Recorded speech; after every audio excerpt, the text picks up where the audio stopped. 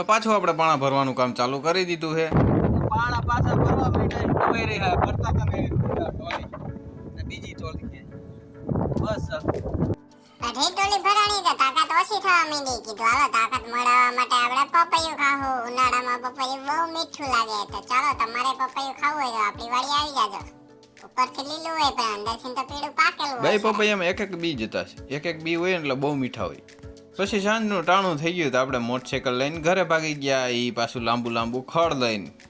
તો આપણે તો સાંજ પડી ગઈ તો હાલીને પૂગી ગયા વાડીએ. વાડીએ એક વસ્તુ દેખાડું શું તો કે મધે મારી ઉપર હુમલો કર્યો.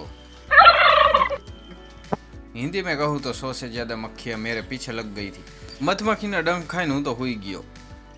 તો સવારમાં મીંદડું એના બચ્ચાઓને લાડ લડાવતું હતું. લાડ લડાવે બચ્ચાને, લાડ લડાવે બિલ્લી, લાડ લડાવે.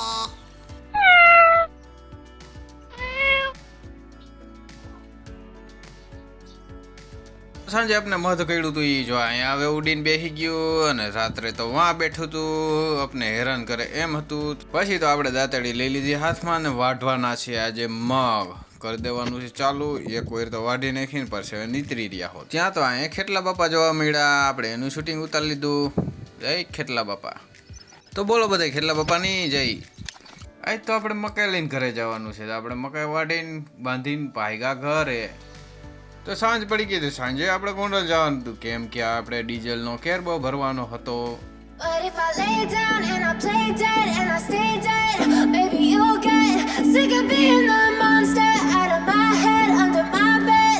Think you're something out of my nightmares.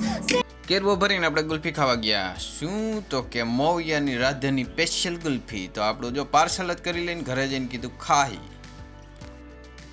તો આપણે ઘરે પહોંચી ગયા છીએ અને મોટું ફાડીને આપણે ગુલ્ફી ખાવું. પાછું આપણે ડેઈલી રૂટીન પ્રમાણે આજ તો મોટરસાઇકલ લઈને વાળીએ જાઉં. But if I lay down